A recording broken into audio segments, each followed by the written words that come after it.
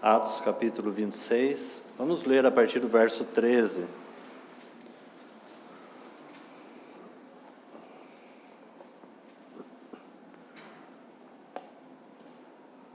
Ao meio-dia, ó rei, indo eu caminho fora, vi uma luz no céu, mais resplandecente que o sol, que brilhou ao redor de mim e dos que iam comigo.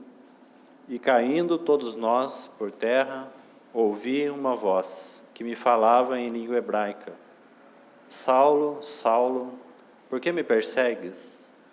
Dura coisa é recalcitrares contra os aguilhões. Então eu perguntei: quem és tu, Senhor? Ao que o Senhor respondeu: eu sou Jesus, a quem tu persegues.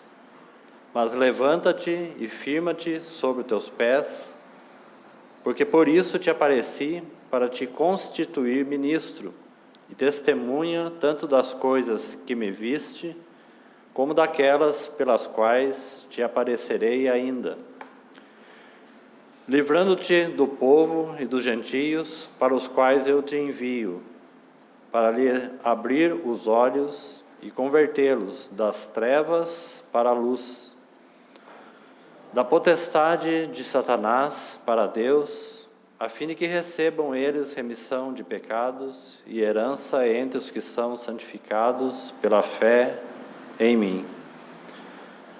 Pelo que, ó rei Agripa, não fui desobediente à visão celestial. Vamos orar. Senhor, mais uma vez entregamos a Tua palavra em Tuas mãos. Confiamos, ó Senhor, na pessoa bendita do Teu Espírito, este que é o Mestre, este que nos ensina. E mais uma vez, ó Senhor, nos colocamos na dependência, para que assim Ele possa falar aos nossos corações. Queremos ouvir, ó Senhor, a Tua voz. Conceda entendimento da Tua palavra, luz e revelação para os nossos corações. É o que nós te pedimos. Que possamos estar na Tua dependência, ó Senhor, porque carecemos de Ti. Se o Senhor não falar aos nossos corações, nada poderemos entender e também não podemos Te ver. Então abra ao Senhor nossos olhos, conceda a revelação necessária para essa noite. É o que nós Te pedimos. Nos colocamos ao Senhor ao Teu dispor. Usa conforme a Tua vontade esse tempo. Em Tuas mãos, mais uma vez, nós confiamos na Tua palavra. É em nome de Jesus que nós oramos. Amém. Irmãos, temos falado da fidelidade, de amor do nosso Pai Celestial, do Filho e do Espírito Santo. Falamos um pouco sobre essa relação de amor do Deus Triuno. Para que possamos tocar com mais profundidade e mais propriedade o amor de Deus, é necessário sempre considerar a comunhão do Deus triuno. Nós vamos sempre encontrar na Bíblia essa relação de amor das três pessoas benditas. Sempre que deixarmos de lado qualquer uma das três pessoas, nós caminharemos de forma deficiente no que concerne ao propósito de Deus e focando na questão do seu amor. Precisamos sempre considerar, então, Deus, nosso Pai, Deus, o Filho, e Deus, o Espírito Santo. E vimos que essa relação do Deus triuno é a base para tudo e para todas as coisas. Ela é a base principal da vida relacional, da comunhão dos santos. E somos gratos ao Senhor porque Deus, na sua infinita misericórdia e bondade, no seu eterno propósito, não é? Eterno propósito de Deus em Cristo Jesus, não começou no tempo, não começou na história, não começou nem mesmo no início da criação. No princípio era o Verbo estava com Deus e o Verbo era Deus. No princípio, antes do princípio de Gênesis, antes do princípio da criação. Isso significa que, ao introduzir o homem, fazendo aliança com ele, colocando o homem, chamando o homem para ser participante da sua vontade, dessa comunhão de amor eterno, nós somos muito, muito agradecidos por isso. Porque esse é um chamamento indissolúvel, essa é uma aliança inquebrável. Ninguém pode romper uma aliança que teve início no coração de Deus na eternidade. Nada no tempo pode dissolver essa aliança tão importante e tão singular. E por isso que essa expressão encontrada na carta aos Efésios, não é? Capítulo 3, segundo o eterno propósito de Deus em Cristo Jesus, ela é de extrema importância. E todos nós somos chamados para atingir ou para viver essa vida de comunhão mais elevada. Não apenas uma comunhão com o Espírito Santo, não apenas uma comunhão com o Filho, não apenas uma comunhão com o Pai, mas uma comunhão com o Espírito, com o Filho e com o Pai. Essa é a comunhão da igreja, essa é a comunhão suprema. Na nossa vida cristã há um crescimento e um progresso no que concerne ao nosso chamamento quando o Senhor nos encontrou. Gostaria de ver rapidamente, antes de considerar algumas coisas ainda aqui sobre essa expressão aí, os aguilhões, como nós falamos, porque os aguilhões aqui representam claramente essa voz de Deus, né? Então é claro que esses aguilhões são os aguilhões de amor de Deus, para que nós não venhamos a desviar do caminho pelo qual Ele nos chamou. Então há um caminho para nós trilharmos, e graças a Deus por esse aguilhão de amor do nosso Deus, que nos fere muitas vezes para que eu e você não venhamos nos desviar do caminho, da vontade de Deus, e nem resistir o seu plano eterno e seu amor eterno. Seu plano eterno, seu amor eterno não vão mudar. Seus caminhos são imutáveis.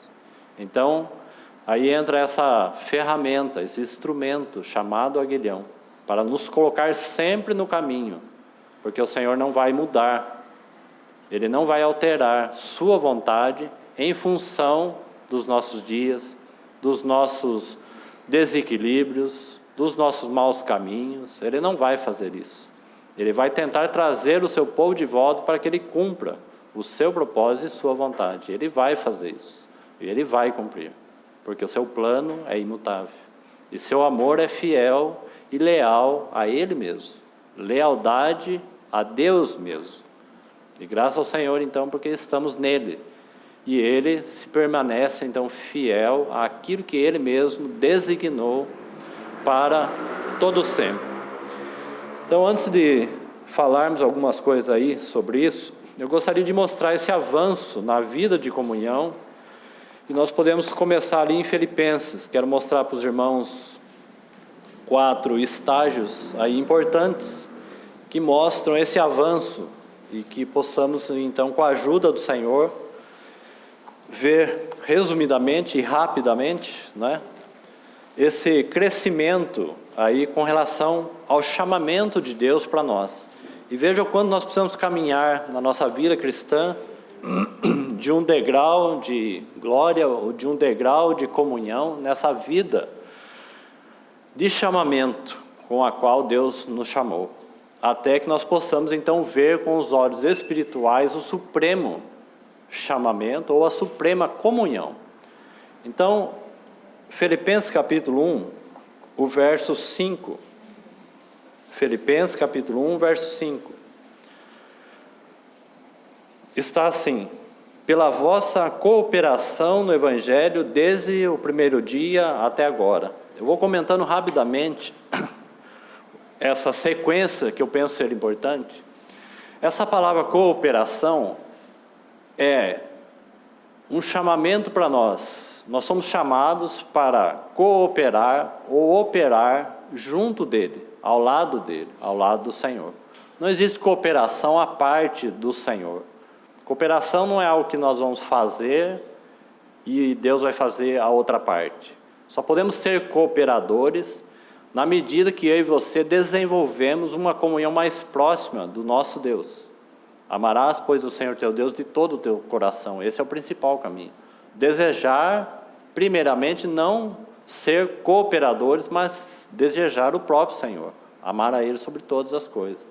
Mas na nossa experiência cristã não é assim.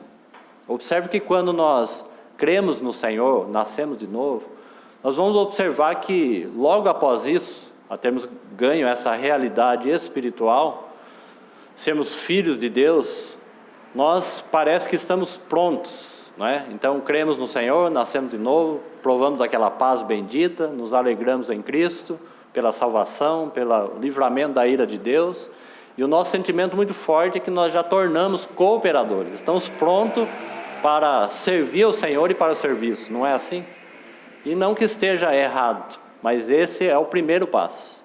Então o sentido aqui dessa palavra, nesse versículo, essa é a nossa primeira sensação, vamos dizer assim, quando cremos no Senhor. Cremos, e aquela sensação até um tanto prazerosa e um coração disposto a tudo, né? Então, nós falamos, Senhor, fazemos como Pedro, por Ti eu dou minha vida, estou pronto para servir o Senhor em todas as coisas, não é assim? Não foi a sua experiência, é a minha experiência, mas isso não é real. O Senhor vai provar os nossos caminhos e virá os dias de teste, né? É que nem aquele que encontra o Senhor, aprecia a comunhão dos santos, participa de quase todas as reuniões, aí com o passar do tempo vem os testes, as provas, né? E aí começamos a encontrar barreiras. Isso nada mais é do que uma exposição do Senhor no nosso coração, mostrando assim, vocês não estão prontos para ser cooperadores. Vocês acham que estão prontos para cooperar com Ele, mas ainda não. Vocês já são cooperadores? Da parte de Deus já são. Mas há uma etapa de crescimento espiritual que tem a ver com comunhão. Então essa é a primeira sensação que temos. Estamos prontos, Senhor, para dar a nossa vida por Ti, né? Mas isso não é, a experiência vai mostrar que não é assim, né? Então, um primeiro estágio aí, como se nós já estivéssemos prontos para ser verdadeiros cooperadores. Se você for no capítulo 2, então, um passo a mais para compreendermos esse chamamento e essa comunhão, é o assunto que temos falado, né? Para sermos participantes da comunhão do Deus triuno. Porque estar envolvido, queridos irmãos, pela fé, nessa triunidade santa, é a melhor maneira de termos uma percepção e uma clareza da vontade única de Deus, não é? Então, na medida que nós vamos caminhando nesse degrau aí de comunhão, nessa esfera de vida relacional com Ele, nós vamos percebendo isso na nossa caminhada. Então, o primeiro passo é aquele, Filipenses 1, verso 5. Como se fossem chamados, então, para ser cooperadores. Mas o Senhor tem algo mais. Ele deseja sempre ganhar, de fato, o nosso coração. E deseja que, antes de sermos cooperadores, sejamos, na verdade, tenhamos nosso coração cheio de afeto e de anelo por Ele mesmo, para poder conhecer a sua vontade. Não há como ser cooperador do Senhor e de Deus sem termos clareza da vontade, do coração do nosso Pai. Como ser cooperadores sem ter essa clareza do que é o propósito eterno de Deus, o que Deus tem no seu coração, né? Então, um segundo passo nós encontramos aí no capítulo 2, o verso 1. Então, observe aí. Está assim, se há, pois, alguma exortação em Cristo, alguma consolação de amor, agora veja, então nós estamos dando passos aí. Alguma comunhão do Espírito, um segundo passo. Está vendo aí a importância desse segundo passo? Não é interessante? Porque talvez nós pulamos etapas, né? E tentamos desenvolver uma comunhão mais profunda, por exemplo, com o nosso Senhor Jesus, né? Então saímos de cooperadores, pulamos uma etapa, porque nós estamos aqui na terra, né? E tentamos pular uma etapa e alcançar um tipo de comunhão com o Senhor Jesus, que também, de alguma maneira ou outra, o Senhor vai mostrar que nós estamos indo para um caminho errado. Não no caminho errado de termos comunhão com Jesus, mas não atingimos essa esfera relacional com Ele. E achamos que o simples fato de estudarmos a palavra já é uma comunhão. Então, observe que a segunda etapa aqui não é diretamente uma comunhão com Jesus, mas é uma comunhão com o Espírito Santo, porque nós temos que considerar o evento e a ordem das coisas. Para nós, a ordem das coisas, quais são? O nosso Senhor Jesus está entronizado. Quando os discípulos estavam na terra, era outra ordem. O Senhor Jesus estava ali presente com eles. E eles, de fato, mantinham uma comunhão palpável, né? Como João vai dizer na sua primeira epístola, eles estavam vendo Jesus. João mesmo reclinou no seio de Jesus. Eles tocaram Jesus. Essa era a realidade dos discípulos. Mas a nossa realidade é que o Senhor Jesus, Ele está entronizado no seu trono glorioso, porque Ele é vencedor. Ele já venceu a morte. É lá que Ele está. E o que foi enviado do céu para nós? O Espírito Santo. Foi o Espírito de Cristo. Ele enviou do seu Espírito, o Espírito de Deus. Então, qual é o segundo passo que devemos dar? Desenvolver nossa comunhão, como está aí, comunhão com o Espírito Santo. Porque é Ele, a pessoa enviada do céu, para habitar em nós. Sempre que nós falarmos de comunhão uns com os outros, nós temos que considerar a comunhão com o Espírito Santo. Você vai encontrar em vários lugares na Bíblia que Ele é o Espírito de comunhão. Então não existe comunhão sem o Espírito de Deus. Existe qualquer coisa, ajuntamento, relacionamentos diversos, mas comunhão somente através do Espírito Santo. Então é um segundo passo aí importantíssimo. É como que degraus, então, de avanço, de crescimento, aí de maneira progressiva e ascensional, né? Então somos chamados aí, podemos achar que somos chamados para ser cooperadores.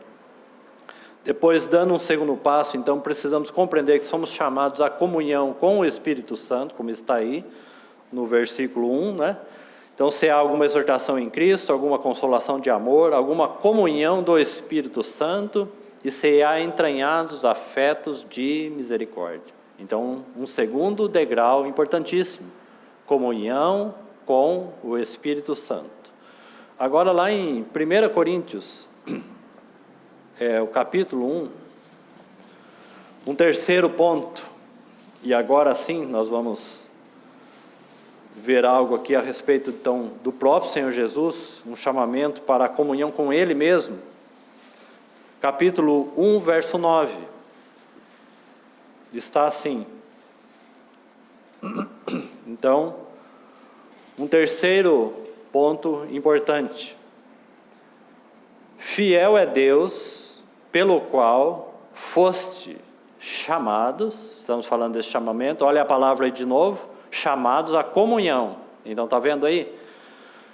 Somos chamados por Ele e achamos que estamos prontos para ser cooperadores. Mas devemos desenvolver, dando um passo a mais, compreender que nós devemos avançar na comunhão com o Espírito Santo.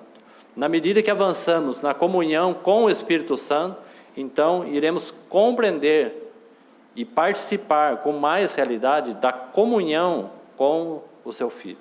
Está vendo aí? Chamados à comunhão de seu Filho. Então somos chamados para isso, né? Especialmente, é claro, porque Ele é o Verbo encarnado de Deus. Ele é o Deus em carne. Ele é o Deus homem, que tem tudo a ver conosco. Ele se identificou conosco, né? Mas para que possamos avançar então nessa comunhão com Ele, compreender quem Ele é, essa pessoa bendita, esse homem glorioso, esse homem que esteve na terra, esse homem que em todas as coisas se tornou semelhante a cada um de nós, né? Precisamos avançar na comunhão com o Espírito Santo. O Espírito Santo foi dado para isso. Ele não foi dado para revelar a Cristo. Como que nós podemos conhecer nosso Deus somente por intermédio de Jesus? Mas como que podemos conhecer a Jesus, que está também no trono, senão por intermédio do Espírito Santo? Nós temos sempre que fazer essa ordem, né? Então o Espírito Santo é o mediador entre nós e Jesus. Ele é o mediador entre os homens e Cristo. E Cristo é o mediador entre Deus e os homens, né? Então, se pulamos alguma etapa, temos dificuldade na nossa vida cristã. E podemos estar criando apenas algo ilusório na nossa mente. E pensarmos em uma comunhão com Jesus e com seu Filho que não é real. Ela é apenas um pensamento, ou apenas foi entendida na nossa mente baseada nas Escrituras, e isso está correto, né? Nós somos chamados para uma vida relacional com o nosso Senhor Jesus. Os irmãos sabem que isso só se tornou possível por causa da vida e da habitação e da presença do seu Espírito. Senão nada nós teríamos de comunhão, né? Então somos chamados para isso. Fiel é Deus, pelo qual fosse chamados à comunhão do seu Filho. Mais um passo, um terceiro passo. Volte lá em Filipenses novamente, um quarto passo. Filipenses capítulo 3, agora o verso 10. Então observe que nessa caminhada aí, de um degrau de glória mais um degrau de glória, nós vamos sendo como que provados aí. Então veja esses estágios importantíssimos. E devemos fazer uma pergunta: nós queremos seguir esse progresso de comunhão? Porque é isso que nós estamos falando, de comunhão. Comunhão com o Espírito Santo, comunhão com Jesus. Agora veja, mais um degrau e talvez mais um teste e uma prova, para ver se de fato nós queremos ter comunhão com Ele. Só que nós estamos dispostos a isso, não é? Verso 10, 3:10, está assim, ó. Para o conhecer e o poder da sua ressurreição. Então está falando de quem? Para o conhecer quem? O Senhor Jesus, a qual nós fomos chamados para ter comunhão com Ele. Então, para o conhecer e o poder da sua ressurreição, e agora? E a comunhão dos seus sofrimentos. Então, agora o caminho está se estreitando, né, para que possamos tocar uma comunhão mais suprema. Essas etapas têm que ser seguidas. Então agora a cruz vai entrar aqui, porque ele está falando de morte e de ressurreição. Ele está falando, se você quer desenvolver uma vida com mais intensidade com o Senhor Jesus, a pergunta é: nós queremos ter comunhão com os seus sofrimentos? Nós estamos dispostos a padecer por amor ao seu nome? Paulo estava. Paulo não recalcitrou contra os caminhos do Senhor. E ele foi chamado para sofrer. A voz que bradou do céu disse para Paulo, né, por intermédio de Ananias: eu lhe mostrarei o quanto importa sofrer por amor de quem? Do meu nome. Irmãos, isso não será possível se nós não desenvolvermos comunhão com o Espírito Santo, que é chamado também Espírito de poder.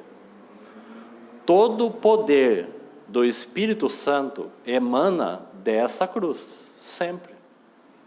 Todo o poder revelado pelo Espírito Santo é proveniente dessa cruz, assim também como o amor, não é?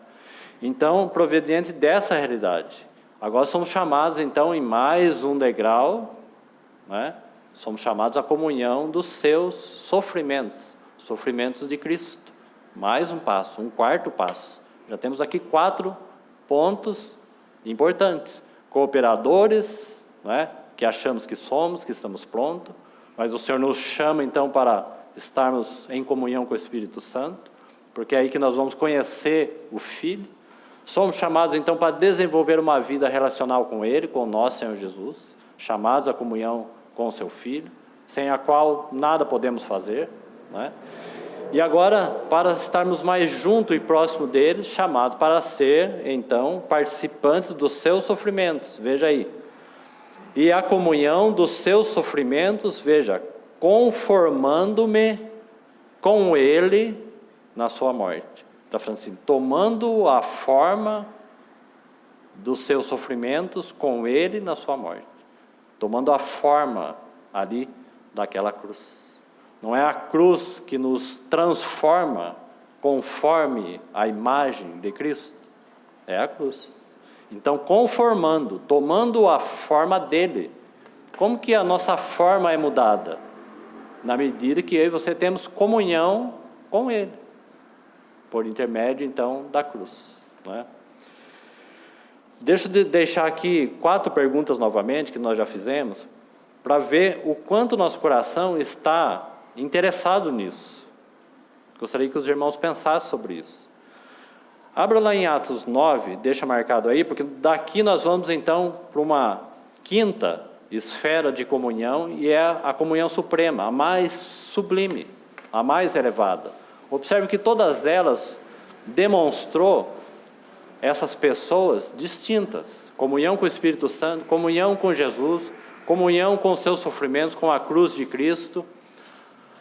A quinta que nós vamos ver é uma relação mais intensa. E nós já vamos ler o versículo e os irmãos vão entender. Mas por enquanto, abra comigo Atos 9. Eu queria mostrar algo ali a respeito de Paulo, que eu penso que é de bastante significado com relação ao chamamento de Paulo, e interessa para nós esse detalhe nesse versículo aí. Capítulo 9, verso 15 e 16. Aqui está o relato de Paulo, o acontecimento, na verdade, quando aquela luz derrubou ele na estrada de Damasco. Lá em Atos 26 está o seu testemunho, contado perante o rei Agripa, e você tem o testemunho de Paulo também no capítulo 22 de Atos. Aqui você tem o acontecimento registrado no capítulo 9. Então veja o que Ananias vai dizer para Paulo, aquilo que o Senhor havia dito, não é? Já que Paulo era um perseguidor da igreja, perseguia os cristãos, matava os cristãos, né? Seu coração havia ficado enfurecido, lembre-se disso, em Atos capítulo 8, com a morte de Estevão, após aquela exposição da palavra feita por Estevão, irritou todos aqueles que estavam ali, aqueles fariseus, e também instigou o coração de Paulo. Paulo aspirando ainda, né, ameaças de morte contra eles. Paulo ficou mais enfurecido ainda e passou a perseguir intensamente. E nessa jornada indo para Damasco, então Paulo é derrubado, né, nessa visão que ele tem então de Deus e de Cristo. Essa luz que brilha e derruba Saulo de Tarso. Então ele é um perseguidor dos cristãos, daqueles que eram do caminho, né? Ele devastava aquelas casas, né? Então, Deus, por meio de Ananias, vai dizer qual é o encargo de Paulo, e como seria agora a vida de Paulo. Então, o verso 15 está assim: mas o Senhor lhe disse, vai, porque este é para mim um instrumento escolhido da parte de Deus, né? Paulo reconheceu que ali foi uma intervenção de Deus, né, naquela visão, ali em Damasco. Este é para mim um instrumento escolhido, para levar o meu nome perante os gentios e reis, bem como perante os filhos de Israel. Agora, observe com bastante atenção o 16. Nós não podemos ler rápido, porque se lermos rápido, nós não vamos observar algo aqui. E há uma pergunta para nós aqui, que está relacionada ali a Filipenses 3:10. Somos chamados à comunhão dos seus sofrimentos, conformando-nos, né, com Ele em sua morte. Falando aí da nossa vida e do nosso morrer também diário. Pois veja esse lhe aí. Pois eu lhe mostrarei. O primeiro lhe. Pois eu lhe mostrarei o quanto, agora você tem um lhe aqui relacionado a Paulo. O primeiro é Deus que está falando, pois eu lhe mostrarei. Deus mesmo, mostrarei para você, para Paulo, não é? Lhe mostrarei quanto, agora lhe importa sofrer pelo meu nome, é para Paulo. E qual é a pergunta aqui? Para mim e para você. Para Paulo, nós sabemos que isso foi importante. Ele compreendeu a visão. Porque lhe importa. Não é isso que está aí? Lhe importa. Como que o Senhor falasse para Paulo? O quanto este chamamento, essa visão, lhe importa para você. Compreendeu a pergunta? Então a pergunta é para nós, queridos irmãos. O quanto importa para nós, compreendeu? O quanto lhe importa. Nós sabemos que Paulo, ele se regozijou e se alegrou, porque ele preenchia o que resta dos sofrimentos de Cristo, a favor do seu corpo, que é a igreja. Não é isso que ele diz em Colossenses? Não é? Pelo que tenho alegria, aí me regozijo nos sofrimentos. Ele preenche, ele completa os sofrimentos de Cristo a favor do seu corpo, que é a igreja. Então é claro que Paulo compreendeu, e de fato, para ele importava muito ser participantes dos sofrimentos de Cristo. Se nós entendermos esse lhe, nós vamos descobrir, como Paulo descobriu, que isto é para nós uma glória. Então, para Paulo, importava e muito, né? E para nós. Porque falamos de comunhão. Não é interessante a palavra que o Espírito Santo está usando? Somos chamados à comunhão com os seus sofrimentos. Então, a pergunta é assim: o quanto nós nos importamos em padecer pelo nome de Cristo? O quanto isso te importa? O quanto isso me importa? É importante para você? É importante para mim? É importante para a igreja? Ou nós queremos esquivar da cruz de Cristo? Ou queremos as glórias de Cristo sem o caminho da cruz? Irmãos, isso é importante para nós? O quanto lhe importa? Para Paulo, importava muito, porque ele compreendeu o sentido mais profundo daquela visão. Então se tornou uma glória para ele. Um perseguidor agora seria então perseguido. Para ele se tornou algo muito significativo. Isso se tornou um caminho de avanço, de comunhão com o Filho e com o Pai. Então pense nisso, o quanto isso lhe importa. Quero deixar rapidamente 4 perguntas que já fizemos, com essa mesma base. A primeira pergunta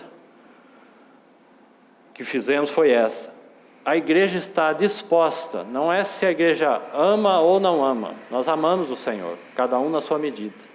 Cada um em particular tem sua medida de amor, de afeto pelo Senhor. Não são perguntas para questionar a medida de amor de cada um. É baseado nesse lhe importa, né? Então é uma questão de disposição. Porque nós estamos falando, irmãos, de um crescimento de comunhão, não é isso que nós estamos falando? Nós estamos falando de um avanço na comunhão desse amor do Deus triuno. Então isso não começa ali como nós achamos que começa. Cremos no Senhor, estamos prontos para ser cooperadores, para sermos verdadeiros ministros, a palavra que é dita ali em Atos 26, pelo próprio Senhor, que o Senhor chamou ele então para ser ministro. A palavra ministro ali é servo, ou melhor, para ser mais específico, a palavra ali, ministro, é serviço. E no primeiro momento, Deus está falando assim: eu estou te chamando, Saulo, né, para você ser o meu serviçal. E o que eu pedir para você fazer, você vai fazer. Você não vai escolher o que você quer fazer de serviço. Porque a palavra ministro ali, então, é serviço. E especificamente, então, o serviço de um serviçal. Foi para isso que ele foi derrubado na estrada de Damasco. Né? Foi o próprio Senhor que disse. Se você quiser conferir ali, volte ali em Atos 26. Observe essa palavra lá, dentro do chamamento de Deus para Paulo. 26, verso 16.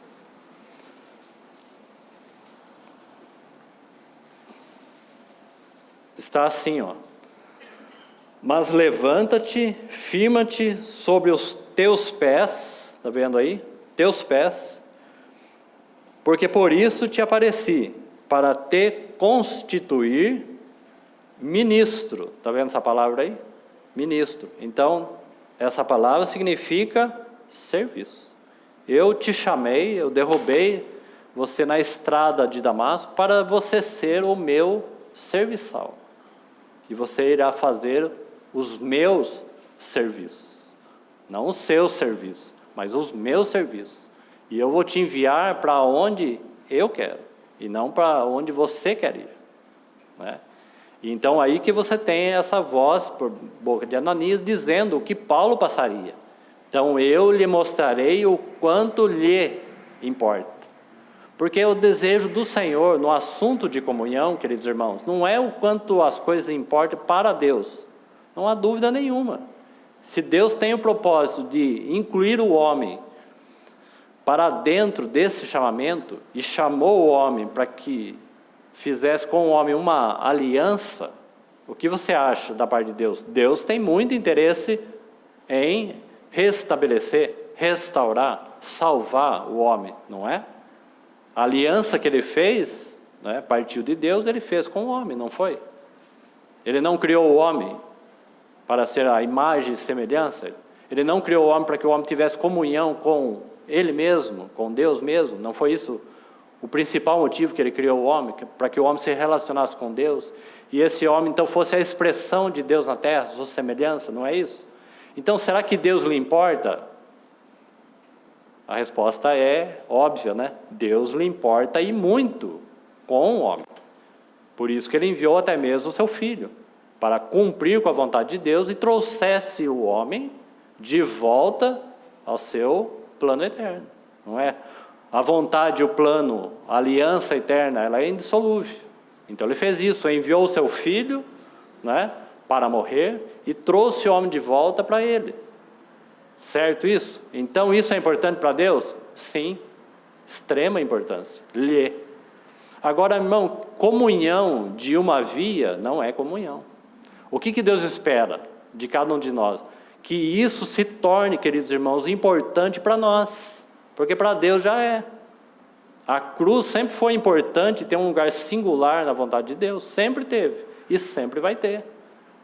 O seu amor nunca irá se manifestar fora da cruz de Cristo, nunca. Qualquer amor fora da cruz, queridos irmãos, não é o amor de Deus, não é o amor de Deus. Pense nisso. O amor de Deus, ele tem como ponto central a cruz de Cristo. Não é ali que manifesta esse amor incompreensível.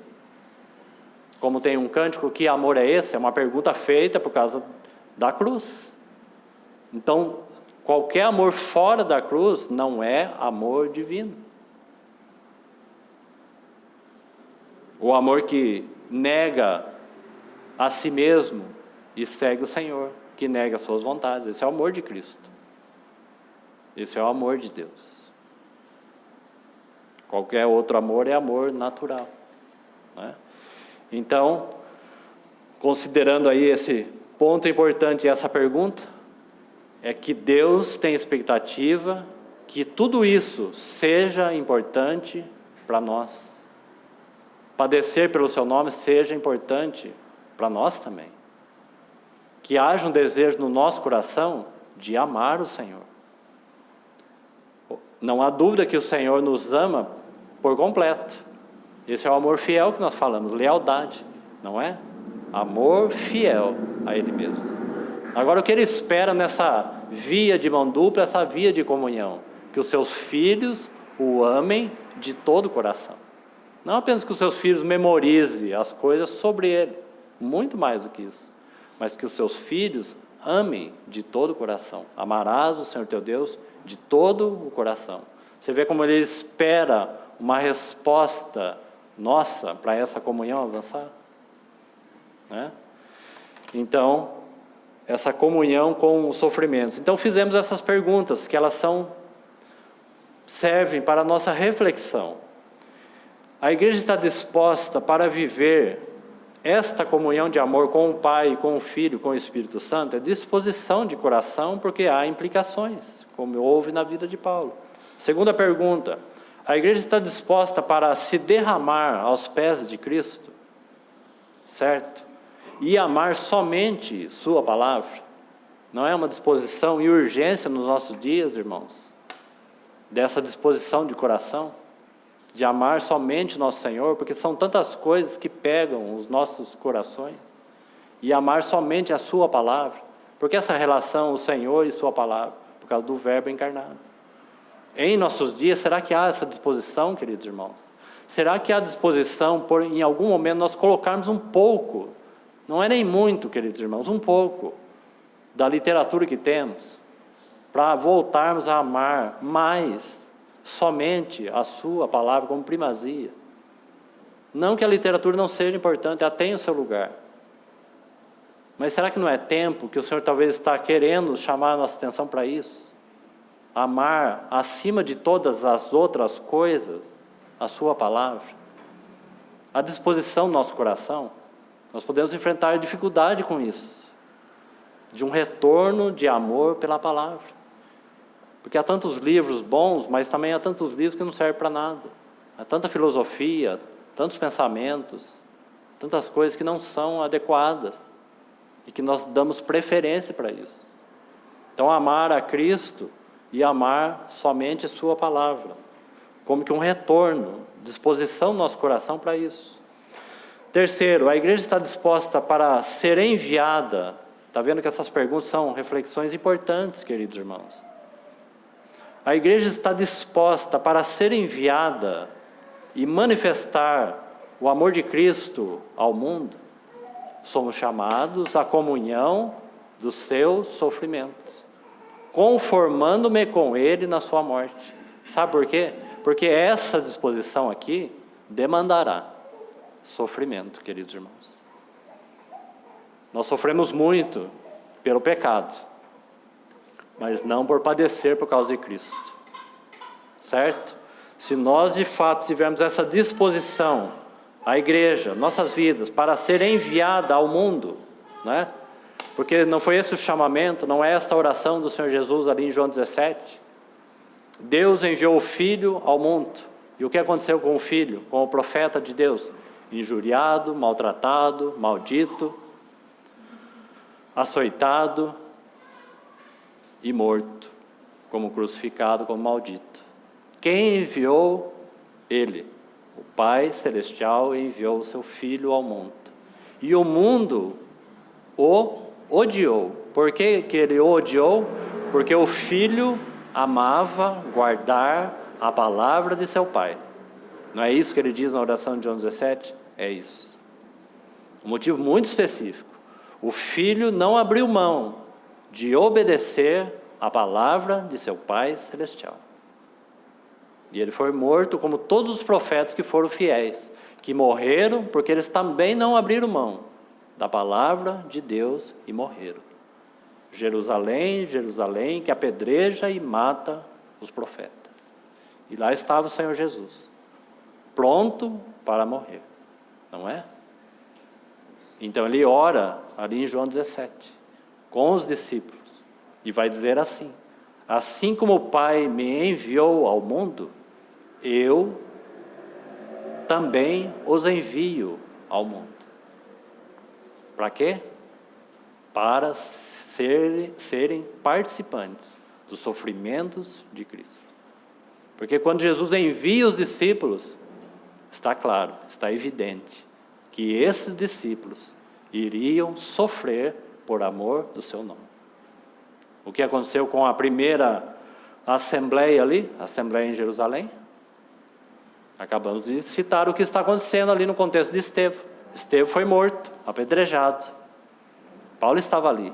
E deu-se início uma grande fúria diabólica, perseguindo a igreja em Jerusalém.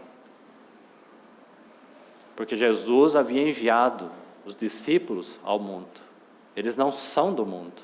Então eles não buscam fazer as coisas do mundo, mas eles buscavam então fazer a vontade do Pai e do Filho. E eles foram então perseguidos também. Eles eram coparticipantes dos sofrimentos de Cristo, a favor do corpo de Cristo, como Paulo, né? Então eles foram tomando a forma, conformando com Cristo na sua morte. Esse foi o resultado do envio. Então será que a igreja moderna, nos dias de hoje, será que podemos chamar assim? Porque não tem igreja moderna, a igreja é uma só.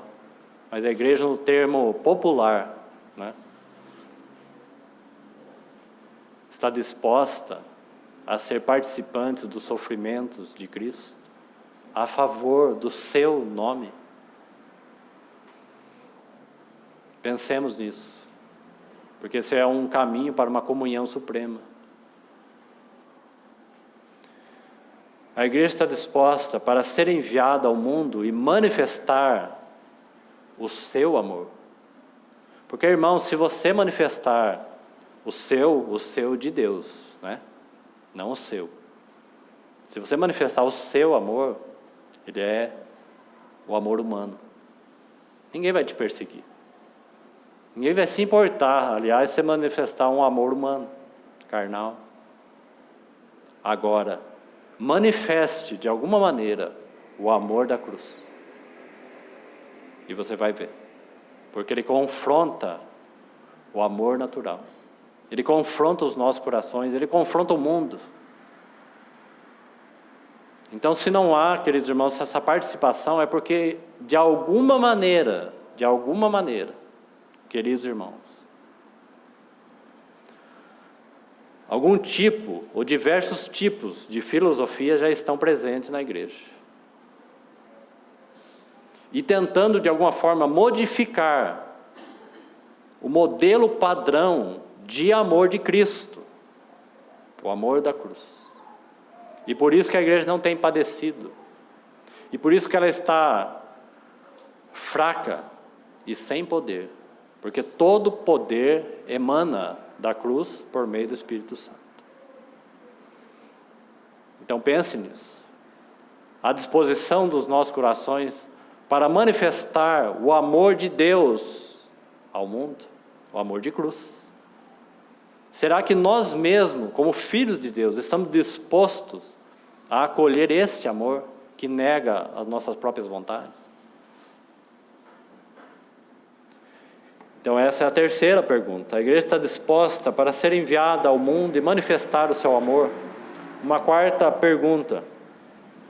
A igreja está disposta para dar sua vida por amor a Cristo e a favor de outros?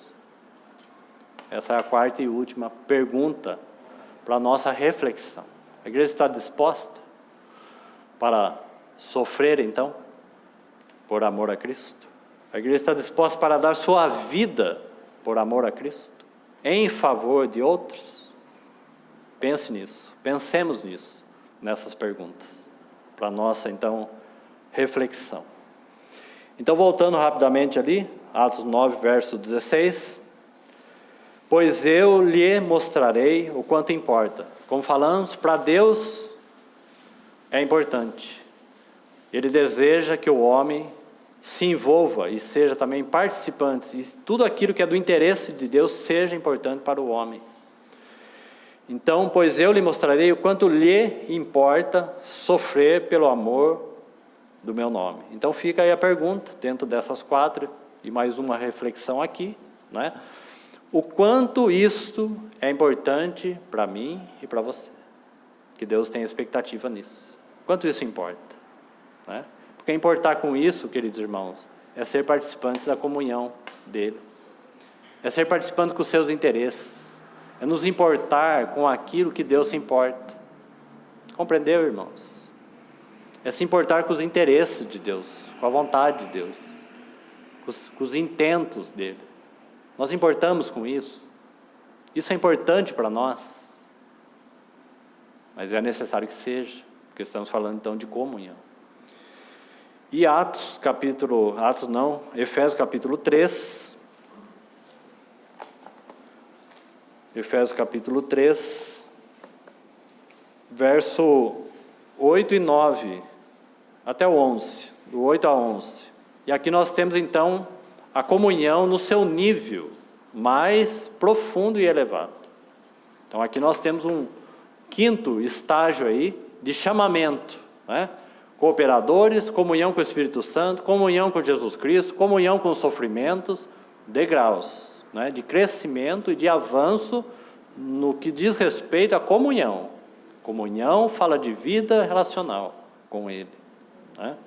Agora aqui nós temos a comunhão suprema, a mais elevada. E aqui está o desejo do Senhor, que nós sejamos participantes. E é Paulo que está escrevendo essa epístola aqui, dentro de que contexto? Falando isso à igreja, aqueles que são os eleitos de Deus, o corpo de Cristo.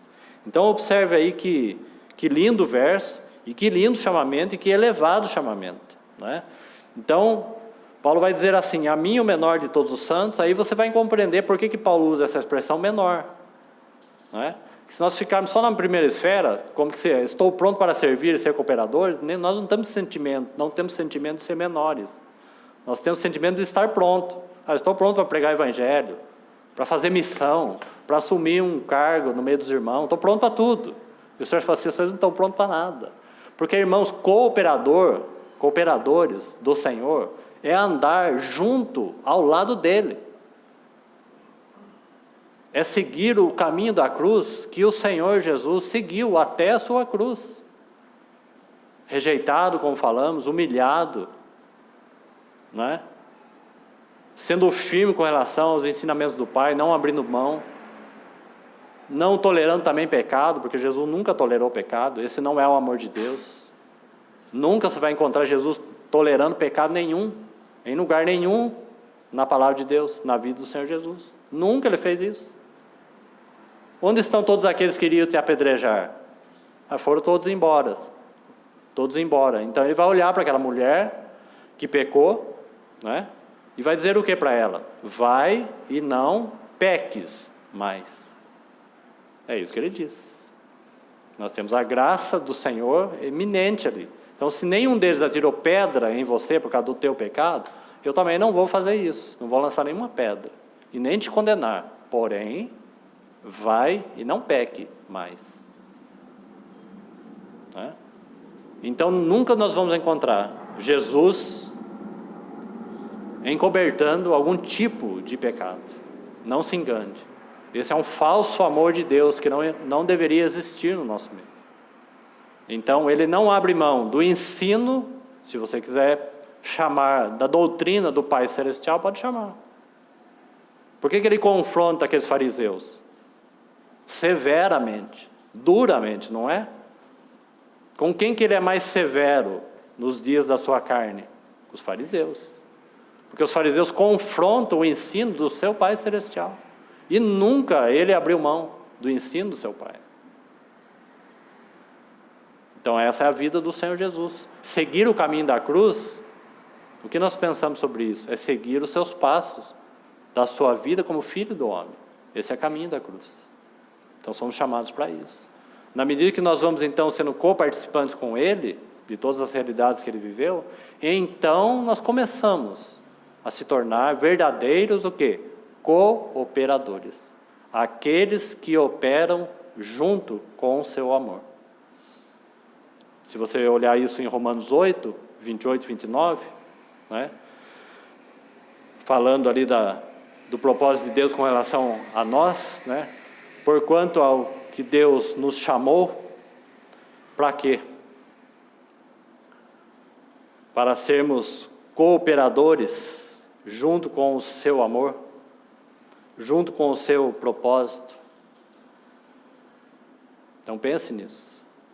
Cooperadores em todas as circunstâncias, em todos os sofrimentos, né? Então vamos olhar aí, nosso tempo já está se acabando. O verso 8, a mim, o menor de todos os santos, me foi dado essa graça de pregar aos gentios o evangelho das insondáveis riquezas de Cristo e manifestar qual seja, então a palavra aí é comunhão. Já citamos esse texto em várias vezes.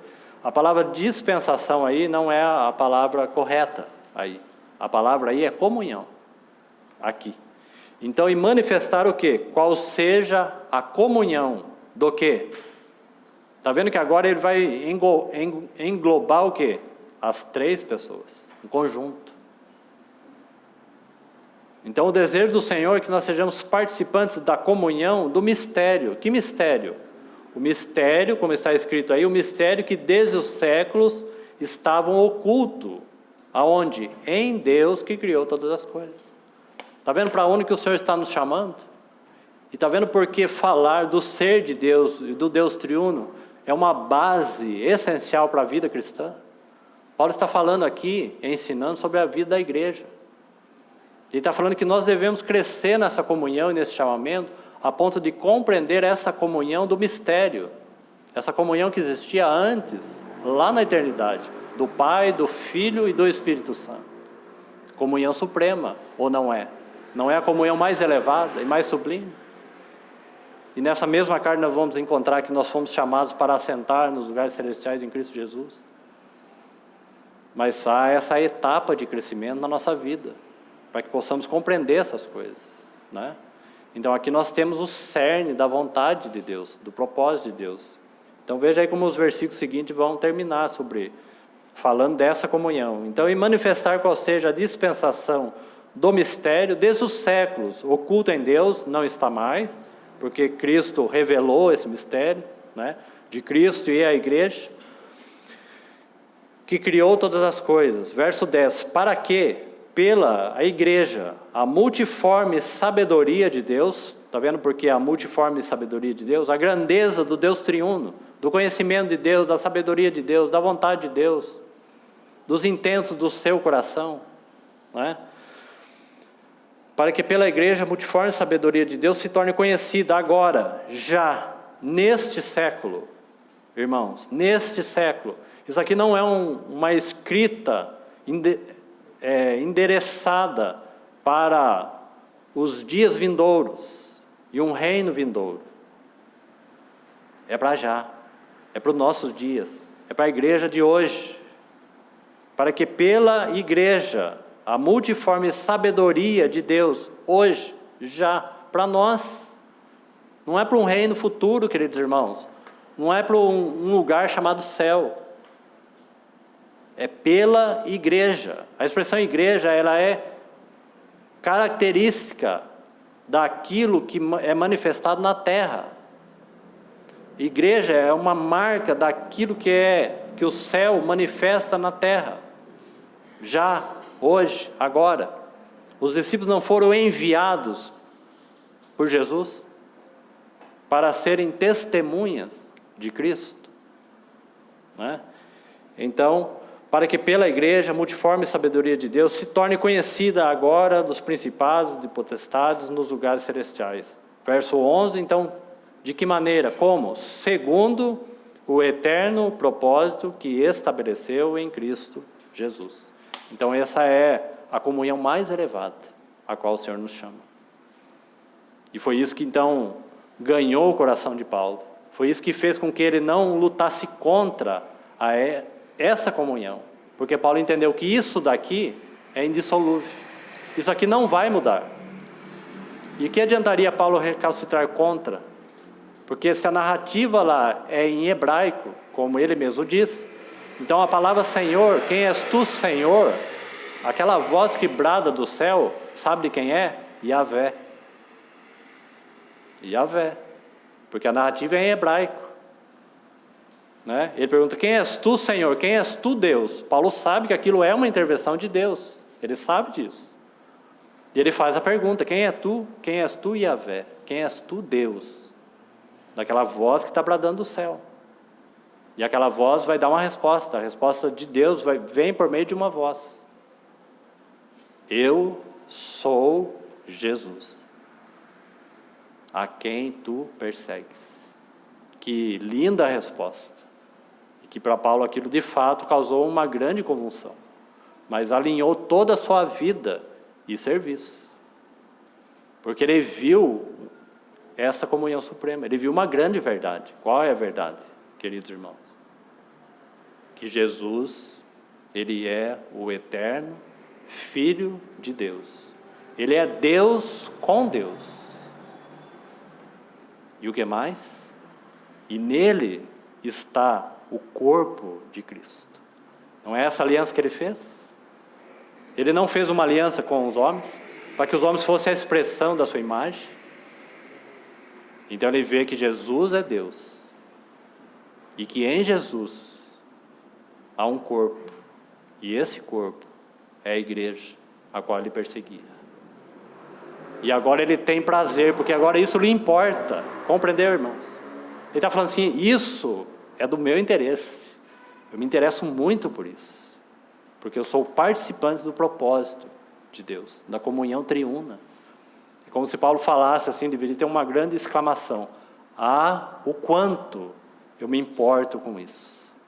Porque isso representa toda a minha vida.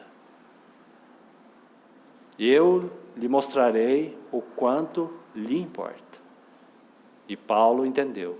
Isso é muito importante para mim. É a minha vida.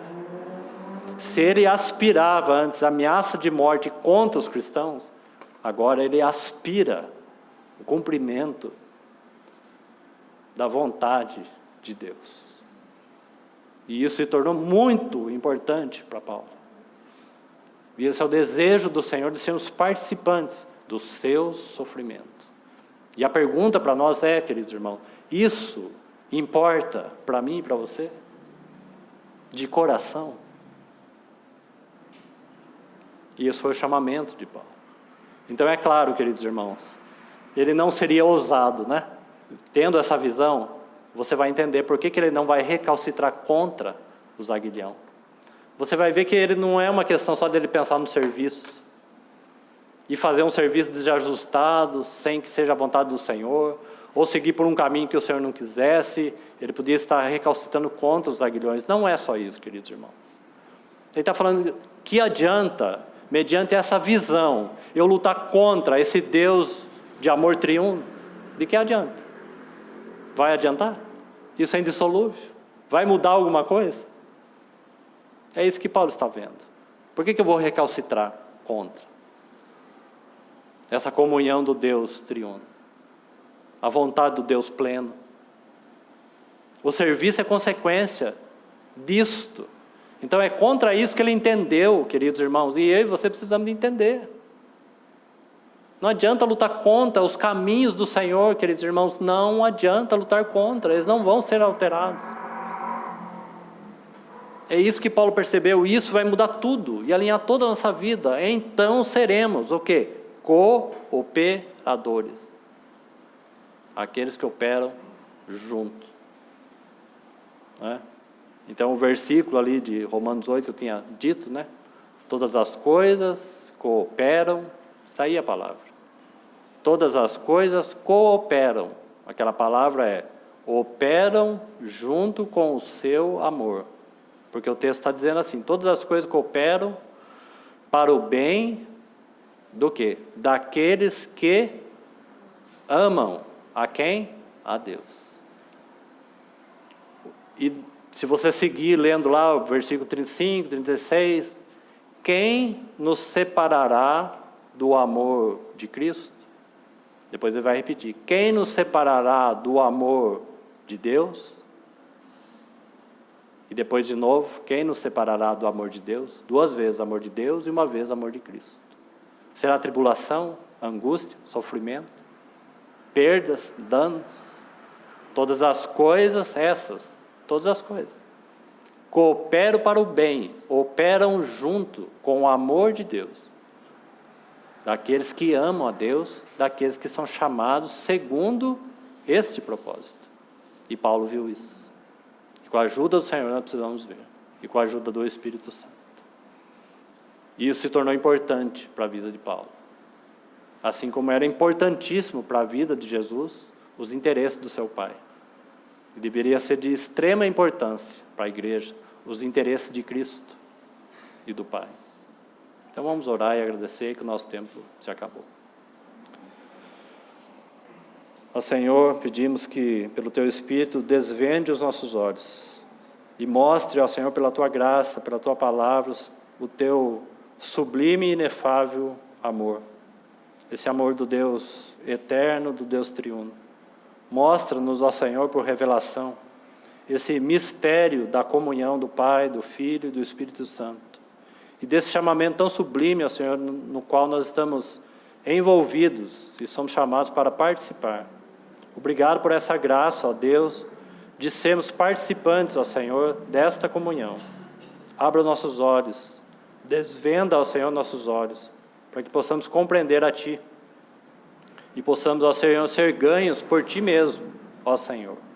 Nós entregamos em Tuas mãos, na confiança que Teu Espírito, pela Tua palavra, fará isso. Obrigado por essa noite e pela maneira como o Senhor conduz todas as coisas. Te agradecemos e é em nome de Jesus que nós oramos. Amém.